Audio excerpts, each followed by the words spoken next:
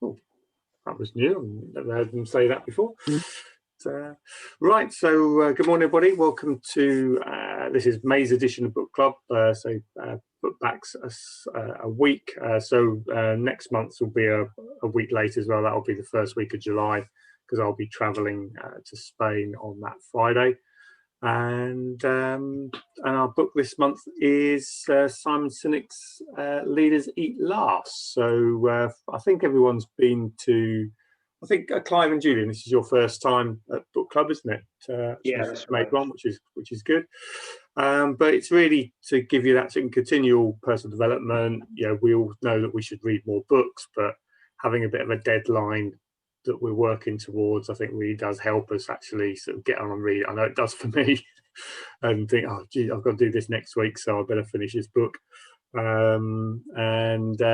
Just the other thing is when you read a book, you pick up what's relevant to you, but when you do listen to other people reading, you get a different aspect of what they've picked up, and it really helps reinforce that learning.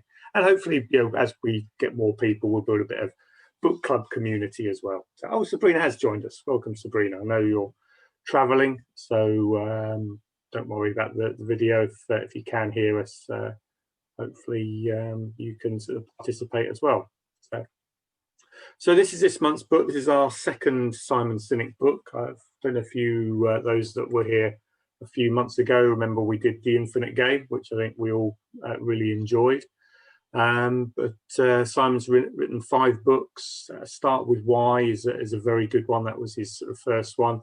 It's definitely worth a read. That one, all about finding your company purpose and why you're there. It's not just about sort of making profit, although it doesn't sort of say you shouldn't be focused on making profit, because the more profit you make, the more good you can actually do.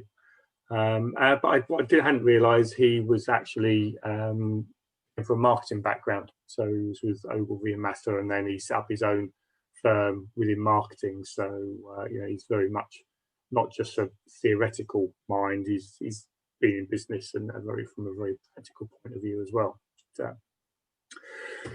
Good. So it's actually quite a big book. I mean, it's not big in size, but there's a lot of content there. So what I've done is he's broken it down into 8 parts.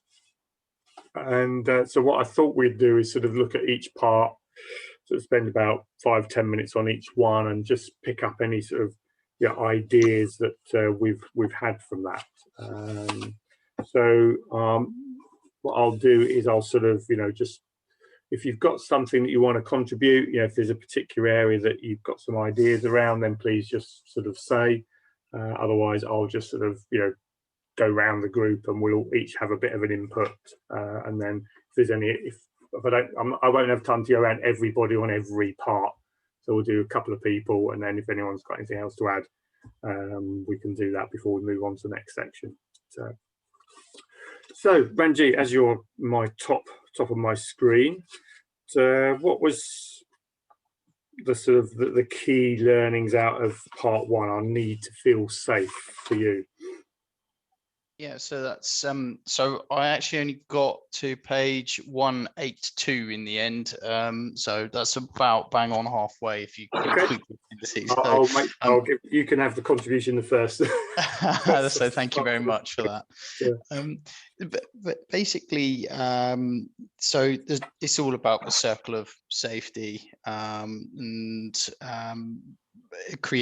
creating this will allow people, allow those who we allow to enter to look after us as much as we look after them, and this need to create a circle of safety around us, and how that needs to obviously link that back to prehistoric times, etc., and man's evolution, and that kind of encoding into our DNA. I kind of felt that when reading it, it felt a bit like Stephen Covey's works, or it seemed a bit reminiscent of the 7 Habits of Highly Effective People. It kind of it felt like it had that kind of ring to it. Yeah, I think there was definitely some crossovers of that. which you'd expect. They're all coming from the same sort of place, within empathy, basically. a lot of empathy. Seek first to understand before being understood, which was key. So what, Clive? What was, because when I read this bit, one thing stood out was this. It's often difficult as us as business owners when we've got a team of people that he says about adopting a child. Having a business is like adopting a child, and sometimes you just want to shake. I don't have children, so you guys that have had children, there are times where you must want to really just shake them and sort of, I know you're not allowed to smack them anymore, but the times where you feel that you want to do that because of the frustration, but they are looking to you for that protection. Was there anything for that came out for you? I think it's almost like a common sense sort of. What he's saying is common sense, but you don't sort of put that into a business environment. And the sort of examples that he gave, and how he transferred that into the business environment, kind of made me think, this is really something that we can work more on, and had more of an impact there. But certainly that, making having an organization where everybody feels safe, feels valued, they're in that safe environment. You've got a group of people that can it's not too big, so people can make friendships and feel safe together is really relevant. so sort of having that analogy is quite useful. So anybody got, because I know we're most of us are running sort of smaller businesses, but some of you guys have come from bigger corporates. Did this resonate to your life back in that bigger corporate sort of side, where you did feel that circle of safety just wasn't there? Oh yeah, I completely agree with that. I used to work for a company that was like 10,000 employees, and kind of like the attitude within that is very different to a smaller company, which generally has more of a family feel about it. And obviously I also think that the last kind of 18 months are a very good example of kind of the circle of safety, in the sense where I've tried to think more about looking after the employees and just trying to, myself and Keith, and just kind of trying to stay afloat and just keep everybody there, and then grow from that perspective. So it resonates quite a lot with what we've just gone through. Yeah, I think, and it's there was a bit that he said on page 34, the Whitehall studies. Our instinct tells us the higher we climb the ladder, the more stress we feel, and the weaker our feeling of safety. Stereotype of the high-strung executive, sort of resent this pressure from shareholders, employees. So it's that whole thing is if your management team feel under pressure and outside that ring of safety, then they're going to be showing more reptilian brain function decisions, and I think that causes the problem. That's like a ripple effect through the organization, that one feels not safe. Imagine a pack of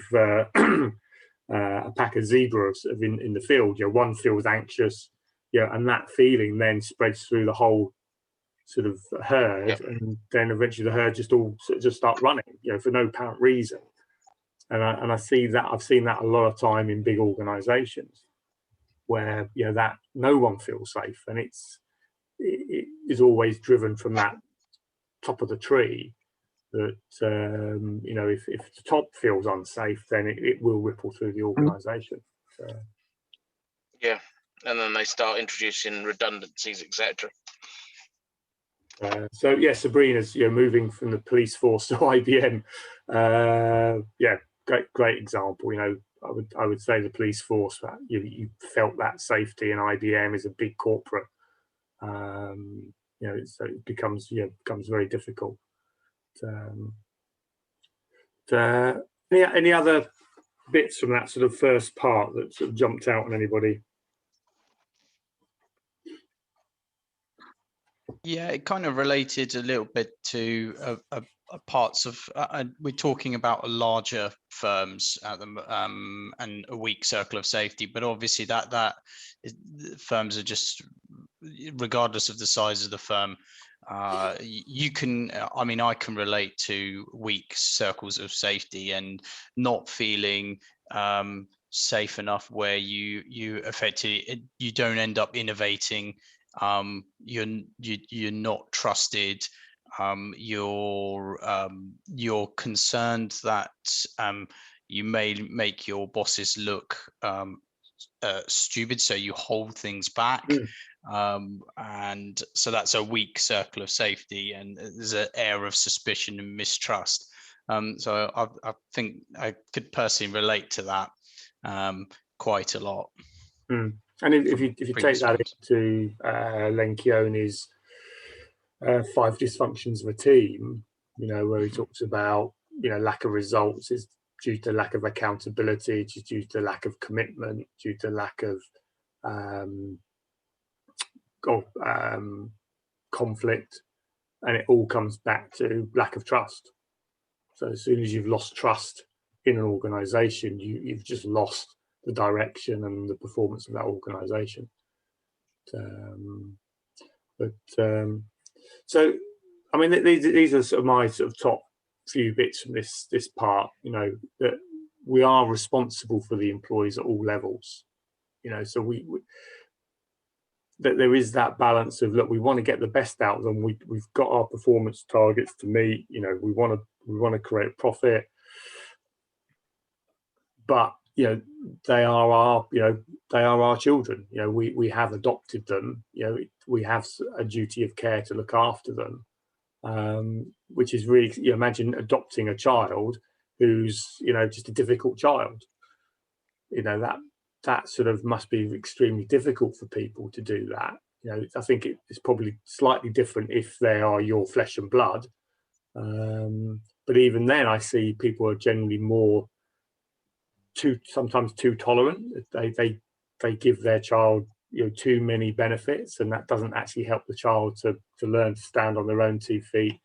So there's always this balance of, you know, tough love, of doing what's right for them and for the organisation as well. And that is why I think leadership is so bloody difficult. Is, you know, well, you know, I've got one client at the moment, and we're having to get tougher on a particular individual. And, you know, and the individual's going, well, you know, why are you picking on me? Well, you know, we're not picking on you. It's just, this is for your own good. You know, we've got to do this. But the really I love this fact was 22% feel disengaged if criticised. So if we do criticise people, pick them up, you know, 20% will feel pissed off about it. This one here, 40% disengaged if ignored. So if you do nothing, if you just ignore them, you're going to get twice as many people getting fed up. And that to me was that sort of, you know, almost not a revelation, but it was that fact. Yeah, that is true. You know, sometimes I think it's. Yeah, Clive.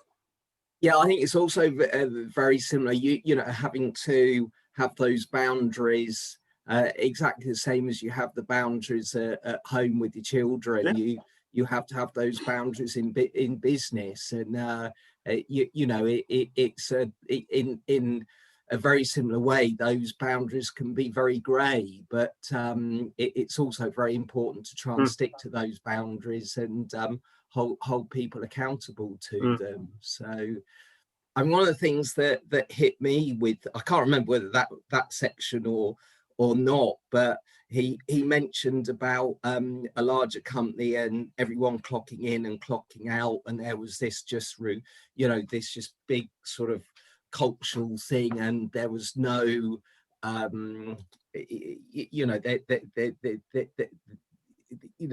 there was no trust in that business. And he said about removing the time clock, so trusting people to take responsibility for their own time management things, and trying to change the culture of the company. And it was very interesting to see that he made some massive changes, and how people responded to that. So and it is, everything is different, because the whole thing of clocking in, clocking out actually provides us extremely good statistics, and to actually measure performance and understand where we are. But on the contrary, it can be seen as dictatorial and big brother checking up on us. So it's finding that balance that works. But I think for me, it's about if you get the team involved in this and make them understand why we're doing things and how to use that data and why the data is being done for their own benefit, then that's better than just sort of removing it to make them feel better. If people understand, then they go, oh yeah, I understand why we're doing that. And I think that's the key, is this communication, keeping them on board, bringing their level of knowledge up, so that they at least sort of accept and understand why we're doing it, rather than just doing it because that's what they're told. And it is so, those similarities with bringing up children, it's just the same with working on a team. Everything is there. But good. Anything else before we move on? I think that was the main things from the first 30 pages. So part 2 which was my favourite actually, was these powerful forces. So Andy, what stood out for you from part 2, pages 40 to 88? Yeah. So one of the first things that he covers is group sizes, isn't it? And that sort of group size of 150, and how we're kind of a little bit sort of hardwired to the that sort of maximum. And that's interesting for sort of structuring businesses and what have you, to try to sort of stick to those sorts of numbers. It's interesting looking back to the art of war as well, because that also talks about sort of the key numbers in terms of structuring an organization.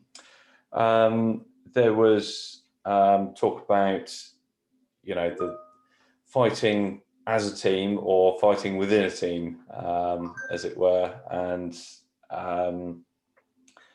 how those sort of external fears can put pressure on people and cause them to fight internally, but obviously that's then counterproductive because they're less focused on the external. And then it goes into the various chemicals, endorphins, dopamine, serotonin, oxytocin, and cortisol, with sort of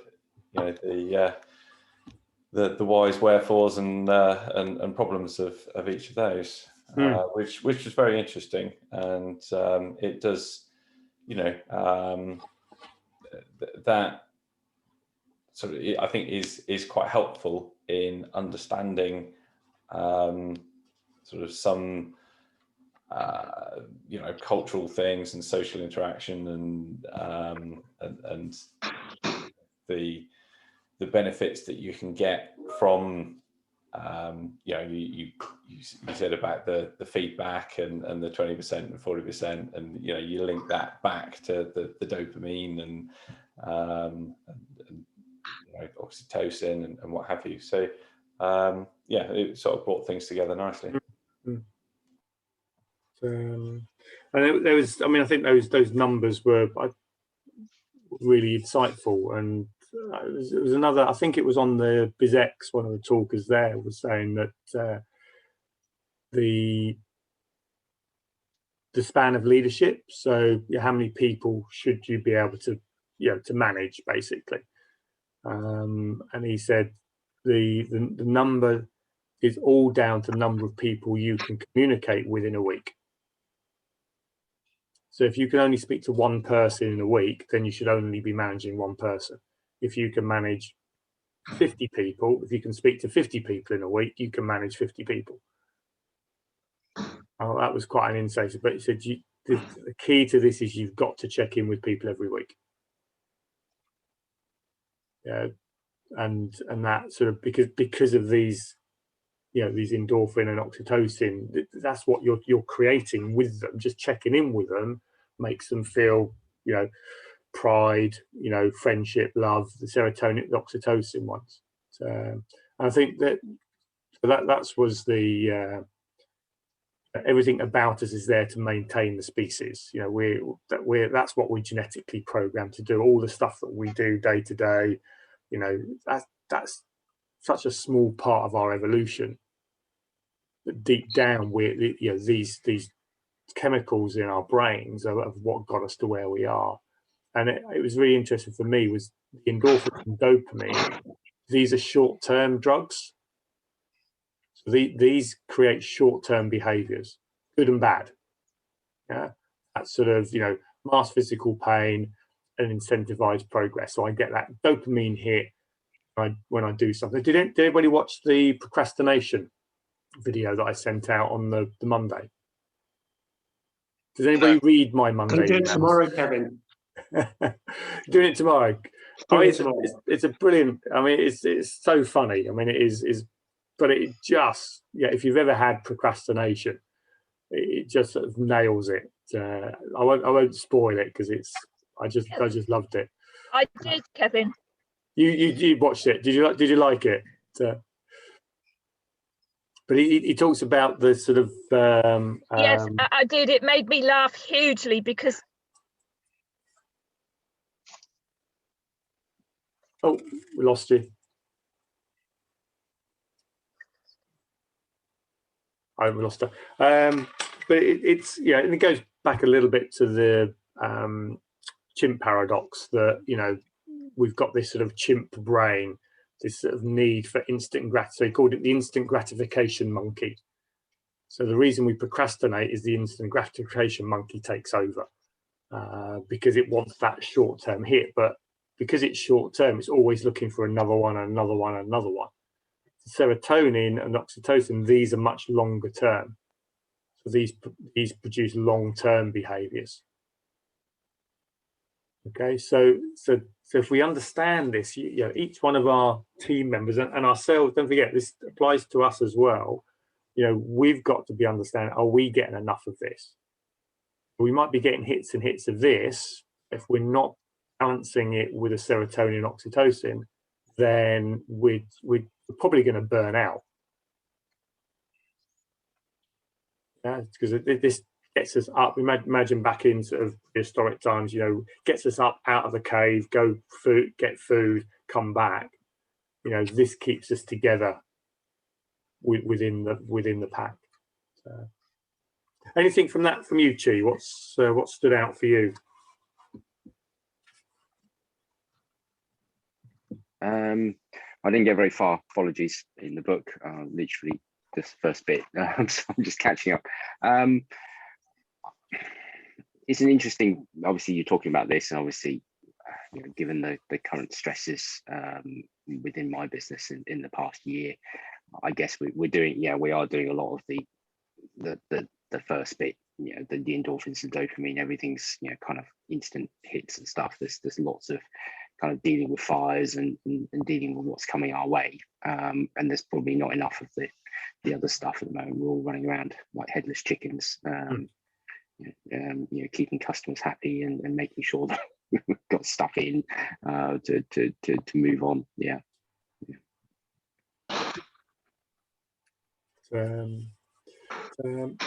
Anybody else? Any other things that jump out?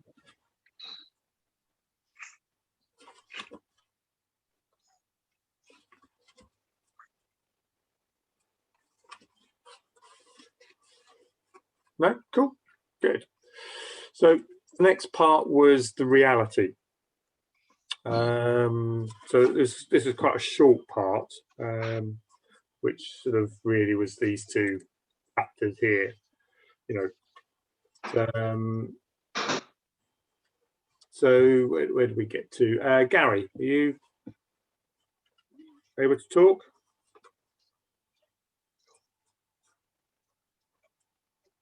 Or are you in listening mode? We'll come back to Gary. Bruce, what did you take out of this sort of section? Know when to break the rules and the snowmobile. Just trying to remember what this one was about. I remember the one about the air traffic controller, and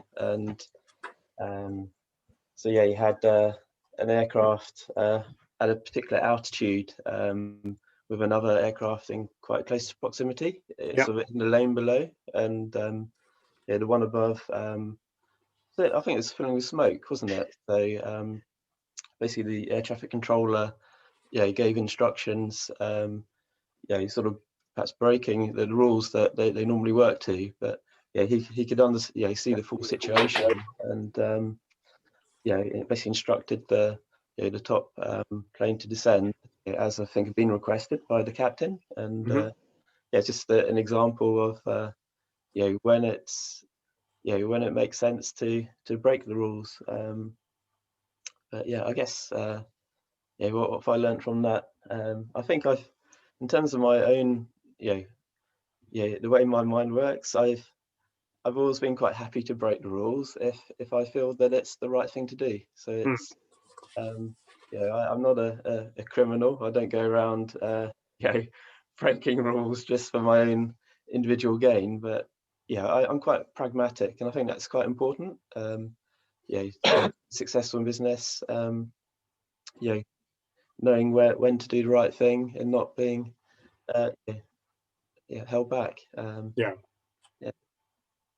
And that really does come back to the six. This is why I love the 6 keys to a winning team, because all of these things are basically in there. 100% involvement is all about the relationships and the long-term effects. The goals and the plans are all about the short-term, wins and successes. So the dopamine and and this one is very much on support risk taking. Allow people to take risks, allow people to make their own judgment calls when times come, because as the business grows, you can't be there, understanding what's going on all the time and make those calls. You end up slowing the organization down if you don't relinquish control. Yeah, it kind of reminded me of the idea of not making rules per se, but frameworks within which people can operate. So like ethical and moral frameworks. So if something is if something seems or fits within if you've got a good culture, a work culture in your organization, then you have a greater degree of confidence that they would make a good decision. Like the air traffic controller, his job is effectively and not his rule. He's got a load of rules, but actually his job is to keep people safe. So as long as he's keeping people safe and he's working within that ethical and moral framework, then that's okay. Yeah. But it's where you go back to the company that he describes at the beginning, where it's it's fallen off the conveyor belt. Well, that's not my job. My job's in this little area here, and I don't really care what happens further down the line, kind of thing. So it just everything just always comes back to that trust. If there's no trust, there's no. And he says trust is like lubrication; it reduces friction, creates conditions much more conducive to performance. Without it, you are stuffed. I did like his on page 96 there. It says, yeah, our search for happiness and connection has also led us to seek professional advice. In the 50s, few of us went to weekly sessions with therapists. Today in the US, there are 77,000 clinical psychologists, 192,000 social workers, 105,000 mental health counselors. It's like, but I think a big part of that, if you can think about it, yeah, back in the 1950s, our circle of influence was quite small. You know, we were your families, your way to communicate was quite slow. You know, there was only three TV stations or 2 TV stations back then, or not even one. You know, you had limited numbers of influence, you know, on you as an individual. Think about it now. You know, how many points of information are coming? Our brains are just overloaded. You know, people are just struggling, really struggling to keep up. And we haven't evolved yet as a species to be able to do this. And this is why I think a lot of people, you know, are struggling more than others. I think we all struggle on days, but you know, and I think we have to accept that as leaders. Is, you know, a lot of our people are, you know, overly worried. That the heightened sense, you know, their sort of cortisol levels are all quite high. Certainly in the last year, I mean, cortisol levels are through the roof, and therefore anything that happens, suddenly people are panicking. You know, this thing with Portugal, you know, the fact that Portugal's on the green list now, it's on the amber list. Everyone's, you know, oh no, that's, well, yeah, it's just one of those things is going to happen.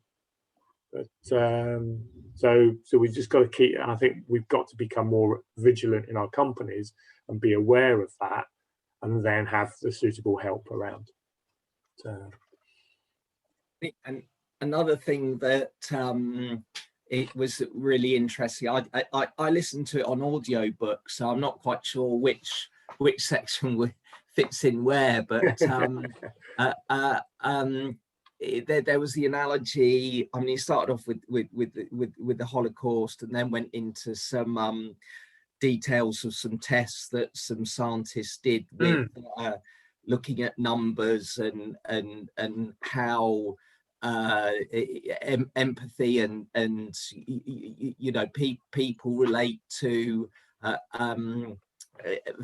first of all the you know, just sort of telling somebody to do something, they'll basically go ahead and do it if they don't see the reality of what they're doing, and then went on to say about that, you know, if you're too much based on your figures and you're just looking at performance and you're not relating that to to physical people, to actual, you know, the effect on individuals, you're not, you know, it has much less meaning. And yeah, that was very, you know, very interesting. Yeah, I think that's on a slightly later chapter, but we'll definitely come back to that, the experiment, because that's a, if you ever get a chance to read the full transcribe of that, it's pretty harrowing.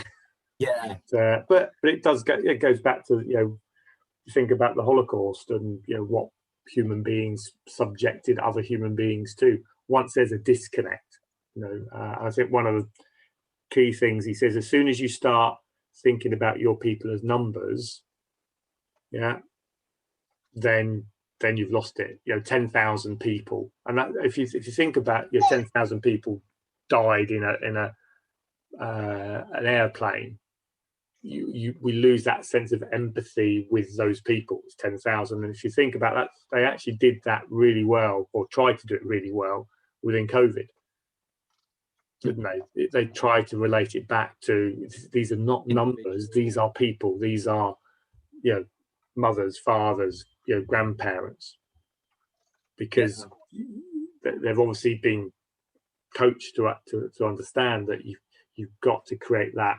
connection with these people rather than just they're just numbers. Yeah, so I found it difficult to believe how there are at times in the book he relates to not looking at, you know, even if the profitability you know, you haven't got profitability, you still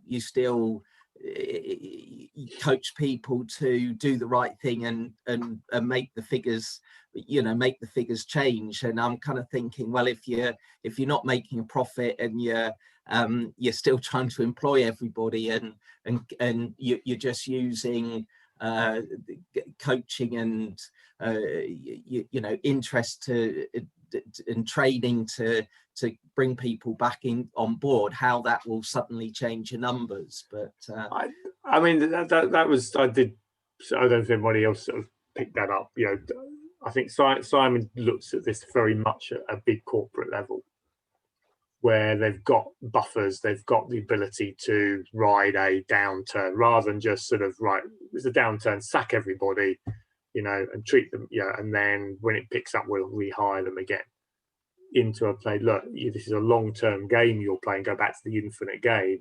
You know, the business will be here, so start thinking slightly further forwards, you know, and maybe keep those people on, accept there'll be lower profits for a year and then come back.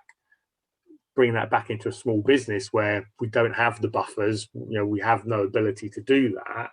I think we have to take that judgment call and say, look, you know, sometimes what's best for the company and everyone else is the fact we do have to lose some people.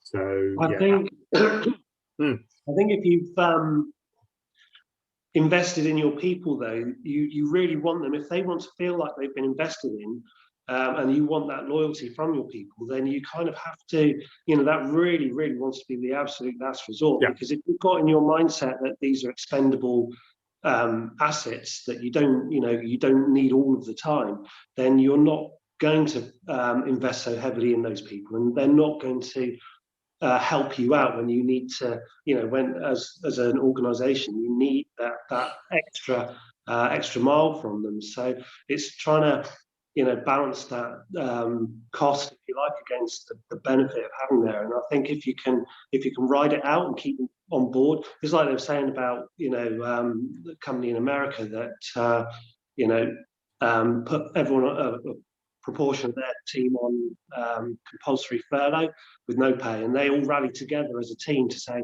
oh well, who can afford to take a week off, and they, you know, the team themselves sorted it out between themselves. It wasn't you know, a strain on the company so much.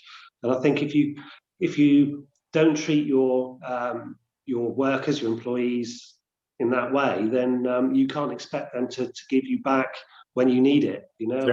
And that's a leadership thing, isn't it? Yeah. No, I think that's bang on, Julian. It's, you know, it is the last. Yeah, it has to be the last resort.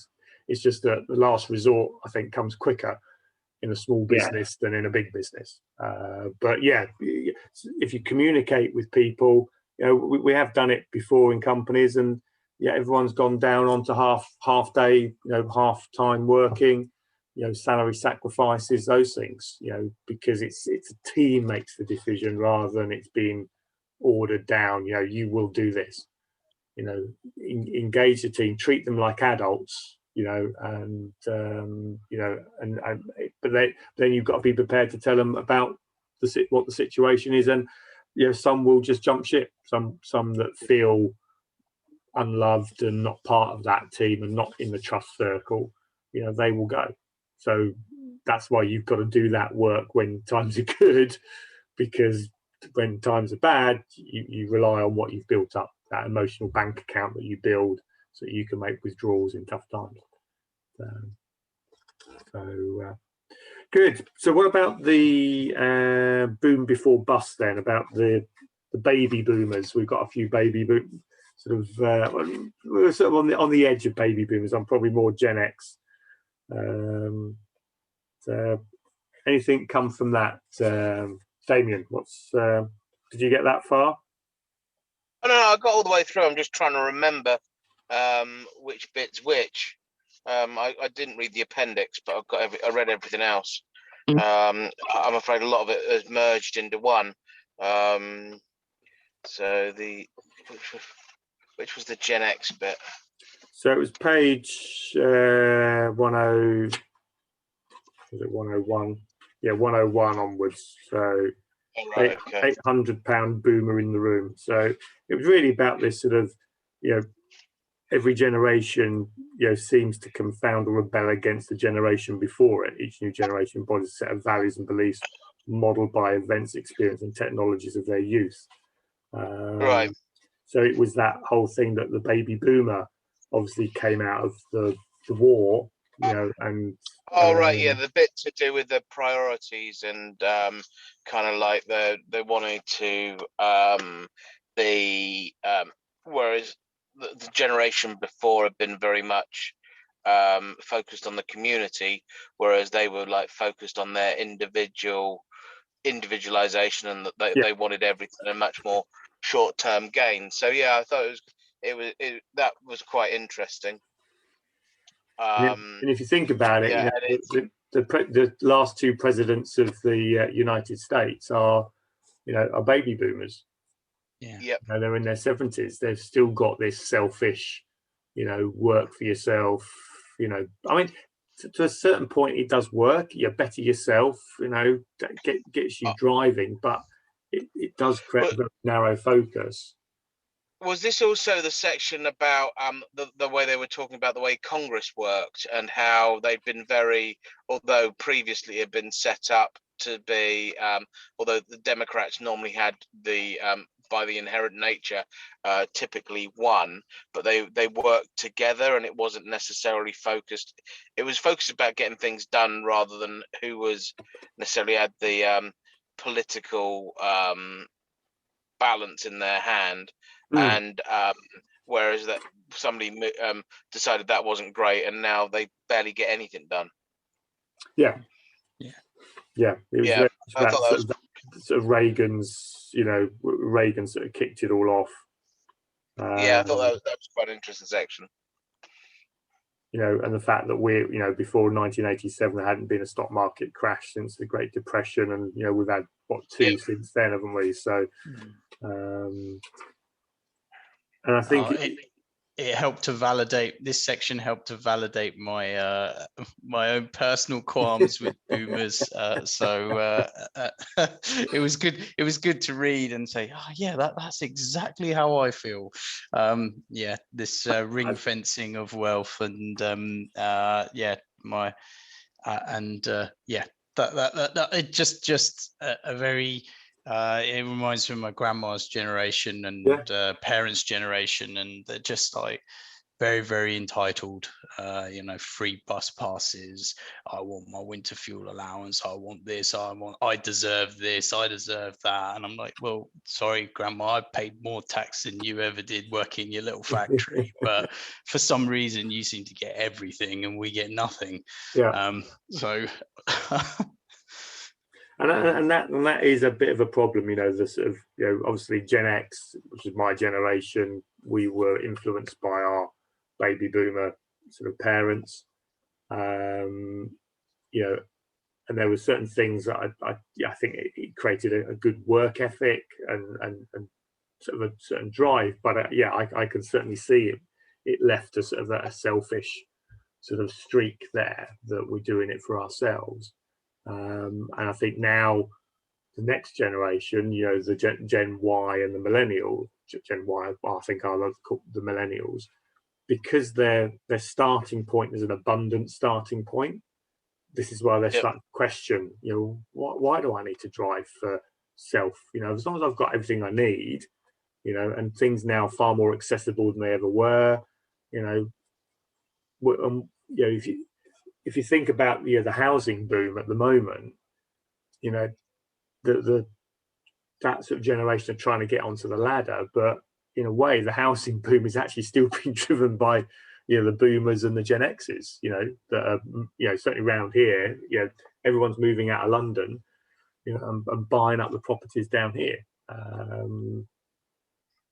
So there is, I do think that we are on this sort of, I don't know where it will go, but potential change, as the millennials start moving up into positions of power, because this is what happened.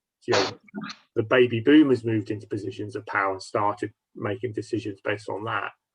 We're probably looking in the next 10 years, the millennials will start moving into those positions, and maybe there'll be a change as we go through. So yeah, we weren't picking on you, Sabrina. Yeah, let's get rid of those baby boomers, you know.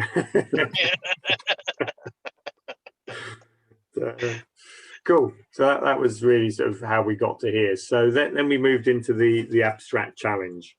This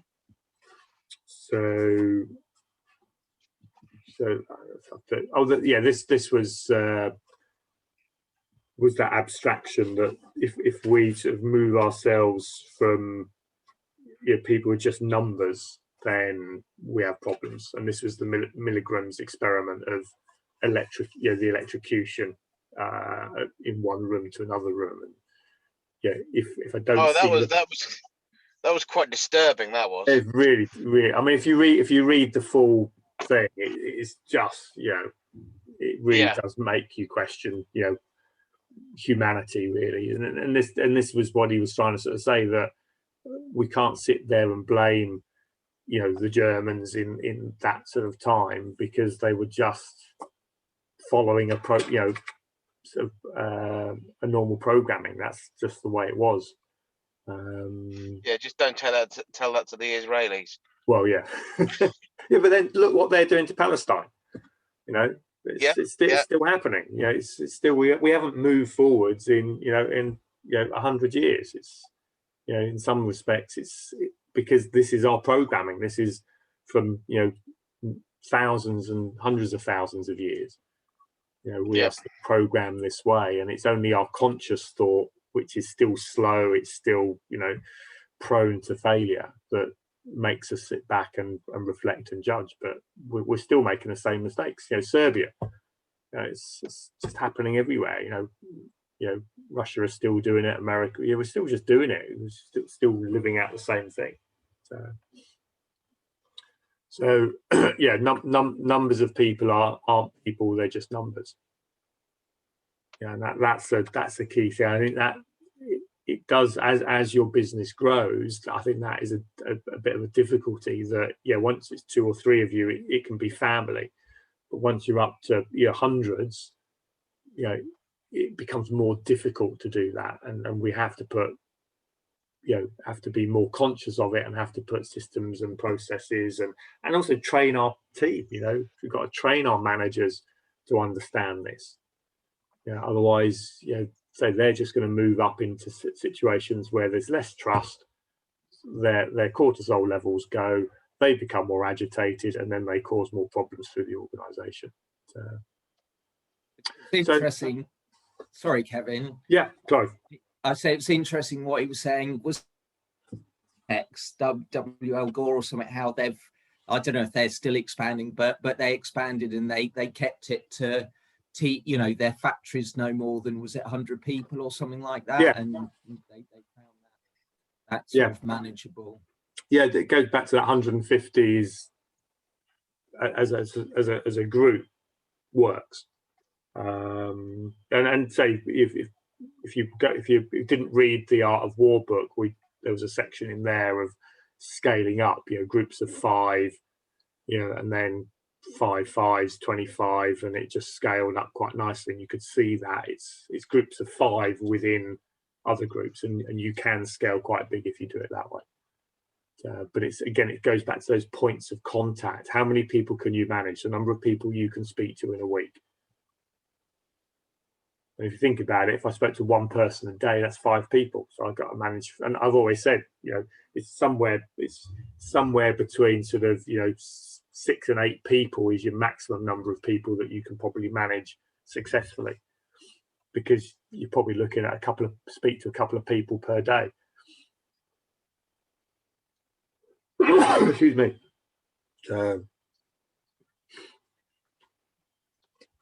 Good. So this abstraction was, I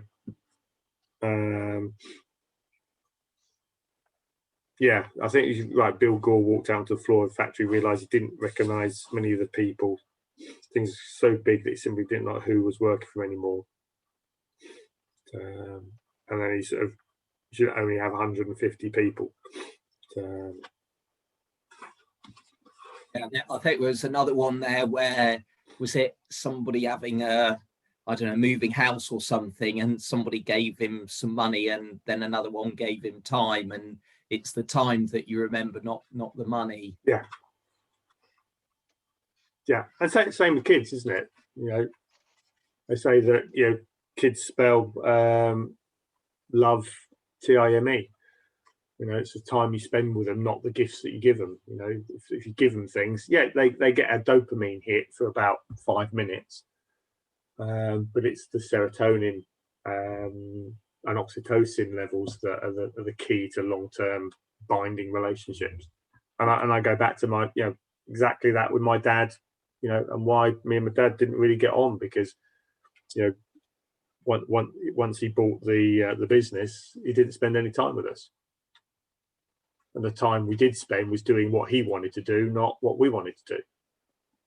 So it was just great. There was no long-term relationship was built up during that period, which is critical for a child. So, you know, and that's why, you know, it's great to see Bruce, you know, taking his kids down to the beach. You know, my father didn't take me down to the beach once in my whole life. Yeah, it's quite interesting you say that, because I'm one of 4, and 2 of us were brought up when Dad had the business, and would probably have the weaker relationship than the other 2 who when Dad sold it and was spending time back at home. So, you know, there's obviously a marked difference in that. Yeah.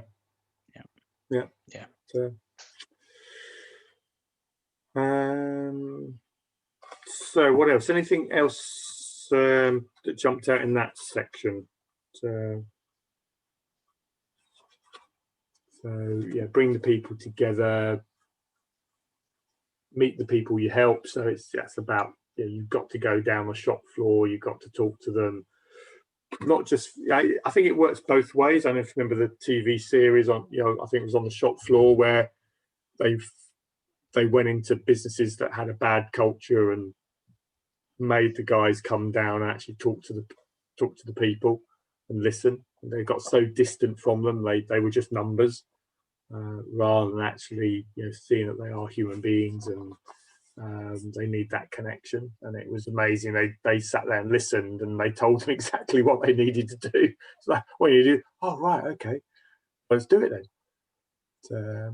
But I think, you know, again, it goes back to, you know, Sabrina. I know we're doing a bit with Josh. It's sometimes they don't feel confident enough to take the responsibility you've in your mind given them and actually do something with it. You've got to sort of go, but keep pushing them to say, look, I've given you the responsibility, so make the decisions. It's okay. If you get it wrong, fine, we'll deal with it. A lot of people need that, you know, certainly younger people need that sort of confidence to be able to actually make decisions for themselves, because, you know, most of the time, you think millennial, you know, kids now, they've been mollycoddled. They've never had to make a decision in their life. So helping them to make those decisions quicker, I think, is really key. You know, it's okay. If you get it wrong, that's fine. Deal with it. As long as you live within the rules, yeah, and you understand what the goal is, then you're not going to go far wrong.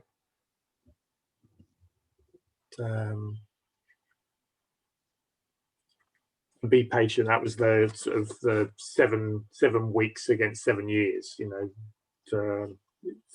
the game of business is a long-term game, so we expect quick results. We want things now, but sometimes you've got to realise it's going to take a lot longer. So destructive abundance then.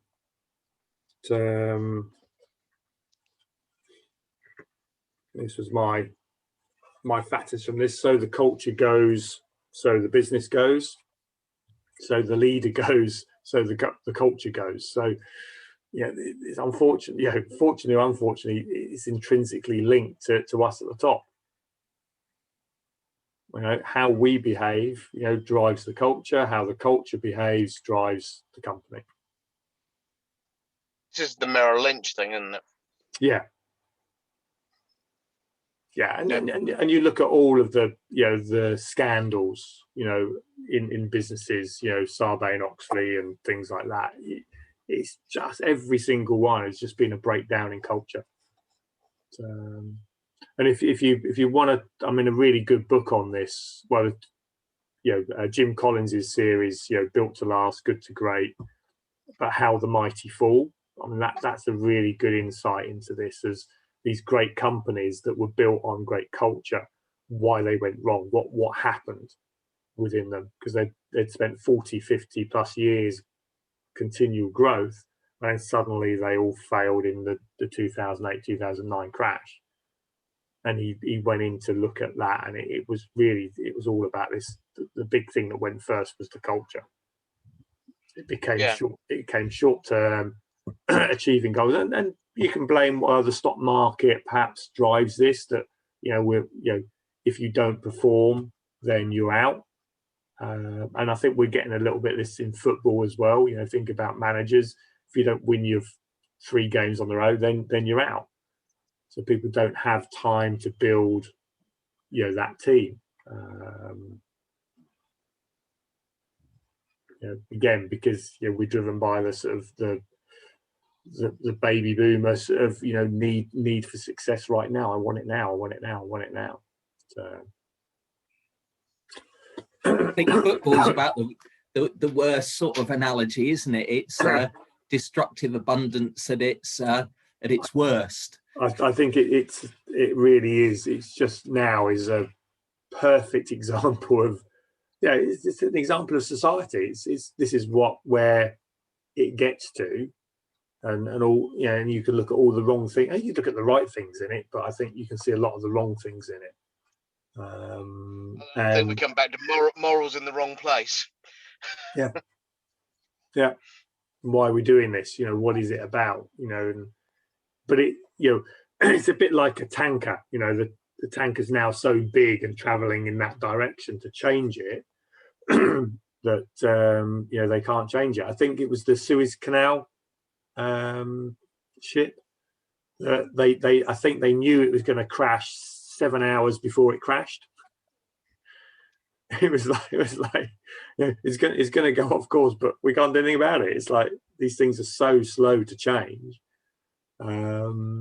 So it will be, but it generally it takes something major, a major crash or something to happen in order to realign the values and come out of it. Sometimes you've got to burn it to the ground before you can rebuild it. Unfortunately, that is the nature of the world. So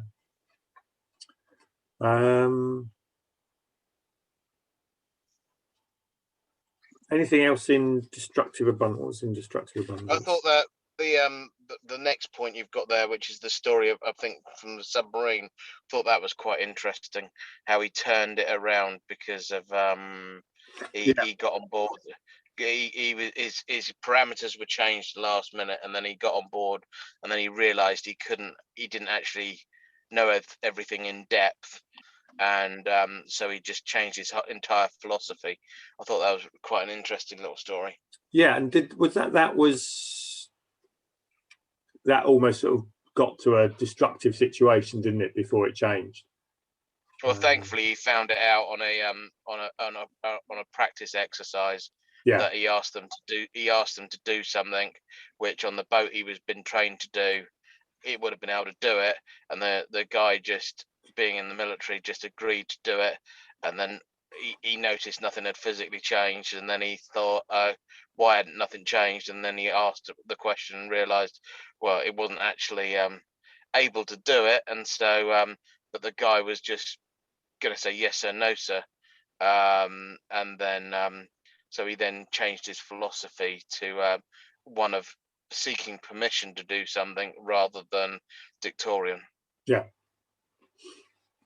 and I think another good book on this is the Checklist Manifesto, where he looks at the difference between the health service, which was very much down on that command and control, and I'm a senior consultant, no one questions me, into the aviation industry where I'm a pilot, but I can be questioned, and not just do just because I'm in charge doesn't mean that you can't sort of say, is that the right thing? Yeah. And I'm again, going to have to go listen only now, Kevin. I've got to pick up my daughter. Cool. But Cheers, I will David. still be on audio. That's right. We're sort of coming to wrap up. So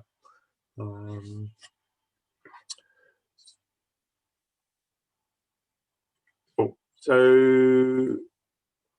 So this is now. I mean, the last part really was for me was sort of dealing with millennials, and I think in the book there was a sort of a revised and the abstraction sort of generation.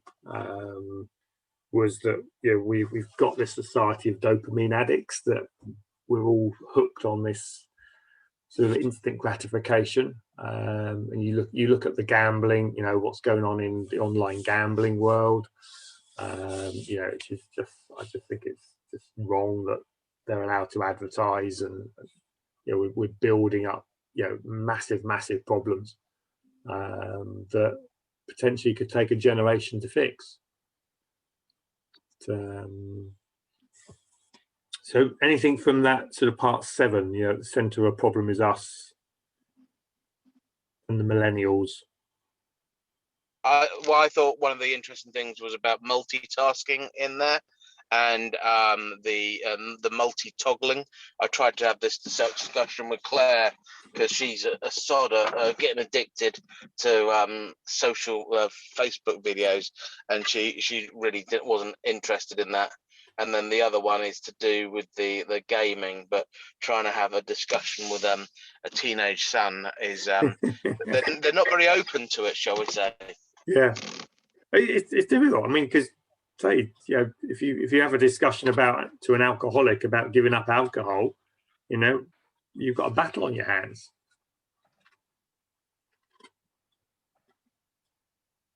It really is. It is tough. But I think for us in the business world, I think we just got to be aware that we are going to be employing people in this sector. Okay, and there's going to be some that I think we can help, and there'll be some that we can't help. I think we've got to be clear. Certainly, a recruitment phase. I think we need to start digging into more detail about what motivates them, what they do.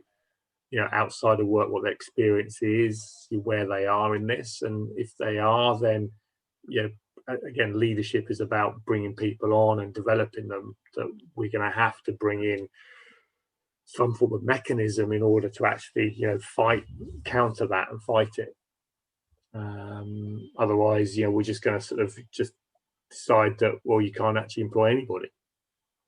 So it's no good sort of sitting there whinging about, oh, millennials just don't do this and don't do that. Well, we've got a generation full of them, so we've got to cope, and we've got to try and work it out. So any final points on society of addicts, and the other one was becoming a leader? I did like that sort of last part, the shared struggle, and the fact that people remember. If you go back, the best days of work weren't the easy days. They weren't where everything went perfectly. The ones you remember are where you had challenges and you overcame it as a team. And I really think that is the essence of this. Is look, get the team involved in the challenge. Get them to understand what the goal is, where we're going to go. Make it a team effort to actually achieve it, rather than thinking it's down to me. I'm the only one that's got to do this. And then I've got to tell them, right, this is what you're going to do in order for us to. If there's no connection with the struggle, with the goal, with the challenge that we're facing, you're not going to bring people along. And it's got to be, if you want the millennials, it's got to be a value of purpose. It's not money is, you have to pay people to get money off the table. So Daniel Pink sort of philosophy, pay them enough to get money off the table, and then focus them on the purpose. Why are we here? What are we trying to achieve? and bring that, everything we've talked about in all of these books. And the common theme is this sort of gamification, and get people sort of fighting together. That's what we're born to do. That's generically, if you want to overcome the dopamine sort of addictions, it's because they've lost purpose and direction in their life. They've had it too easy. They've everything they want they can have. So we've got to give them something that replaces that, brings in that oxytocin and serotonin, which are the longer term ones, but enough dopamine hits in there to keep them going. So good. Any sort of final points, Clive? What would be your sort of wrap up and summary of the book? Oh, I don't know. I guess trust is one thing that sort of sticks in my mind from the book. Trust and empathy, I think, are the two things that stick in my head. Yeah. Cool. Good. Julian? Yeah, I mean, it's basically about the time, making sure that I spend enough time with the individuals in the team to make sure that they feel there is that trust there and that value, and that was a brilliant point in there about, and Clive mentioned it as well about giving someone $5,000 to go and help them move house, or actually go and lift the box and help them unpack, and that value in spending that time with somebody to, to build that trust and that relationship. And I can see that where that's worked in the past within our own company, and it genuinely is a valuable thing to do. So it's not just about he's helped me do this, or I've helped them do that. It's actually the communication between you when you're doing that task, and the bonds that you're making in that process, and that's far more valuable. Yeah. Cool. Good. Bruce? I was going to say exactly the same thing, really. So yeah, all about the personal relationships, talking, the emotions, relationships, empathy, all that sort of thing. The culture is everything, isn't it? And I think looking at where we are at IT Dev, we've got a pretty good culture, but have to make sure that we don't destroy it. We've got to build upon it and work hard on those relationships. It is a fine balance. You can have a really great, happy culture and an underperforming organisation.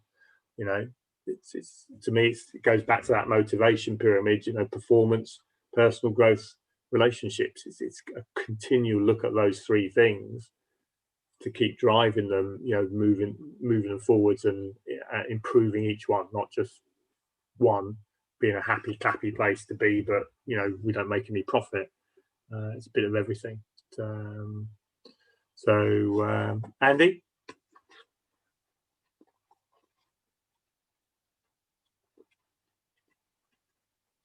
Sorry about that. I normally just hit the space bar to unmute, but for some reason it didn't work that time. Yes, for me, I think probably sort of connection versus abstraction sort of sums it up to a degree. The circle of safety thing is kind of a recurring theme as well, in terms of all of that empathy, those relationships. They're all sort of bringing it back to creating that circle of safety and extending that to the whole team. And then the kind of the connection thing wasn't just connection with the team, it's also connection with the customers, connection with wider society and all that. So it's kind of bringing as many people as possible into that sort of circle of safety and connection. Yeah Good. Chi?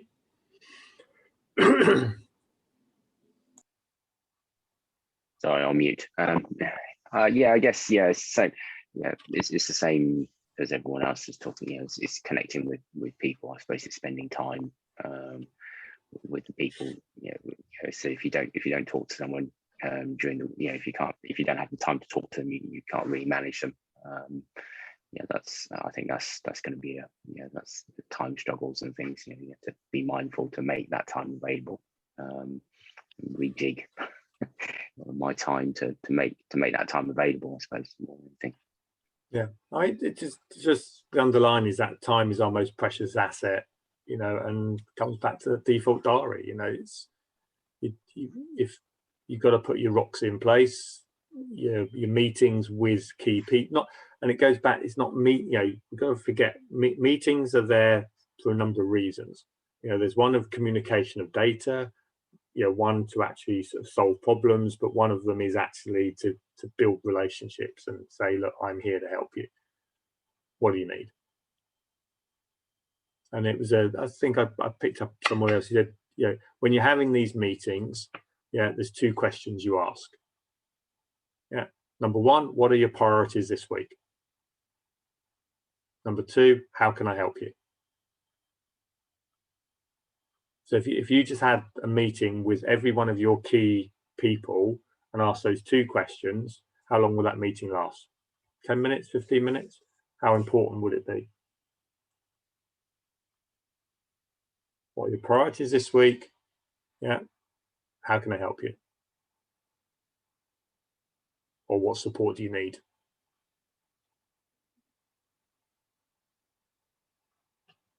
Okay, because that's going to drive that performance, you know, because it gives you a chance that if the priorities aren't in line with the goals that you think they are, you can address it. But if it is, you know, they're focused on something, and then, right, what do you need? So, and Sabrina just put in the chat box, you know, the last paragraph on 305, there's an entire section on the bookshop called self-help. What we really need is a section called help others. If we all agree to practice even some of these suggestions, we'll be pioneering and help others industries together. And it said, you know, being a parent is hard work. You know, it's, you know, those of you who've got kids, it's not easy. But if you, there is no real rule book with it. You do your best. The same within your leadership in your business. It's hard work. You know, that's why so few people want to do it, and so few people actually succeed. So we just got to. But the big thing is, if you don't have time to do it, if you're running around fixing fires and, you know, adding to the, you know, the cortisol problem, then you're going to be in trouble. So that's why that structure and building it right is so important. So good. So well, so I hope you enjoyed that. Certainly, if you haven't sort of finished it, you know, there's some really good stuff sort of towards the back end of that. The appendix is actually quite good to read, and it's just on its own, you know, a practical guide to leading millennials. I think that's worth doing. So next book club is going to be the 2nd of July, and I've chosen a book. It's a little bit off the beaten track. It was recommended to me, so I haven't read it. I'm just in the process of reading it. It's called The Sineks Project. It's quite a big book. It is a story-based book, so it would work really well on audio. And it's a novel about IT, DevOps, and helping your business win. So it's a bit focused to people like Steve, you know, Bruce, Andy, Chi will like it. But when I've sort of read bits of it, it's all about the problems that any business faces, and you know, how we can overcome it through the systems and processes, and sort of, you know, giving us a bit of a feel of the focus around making those systems work. So I just thought it would be a bit left field.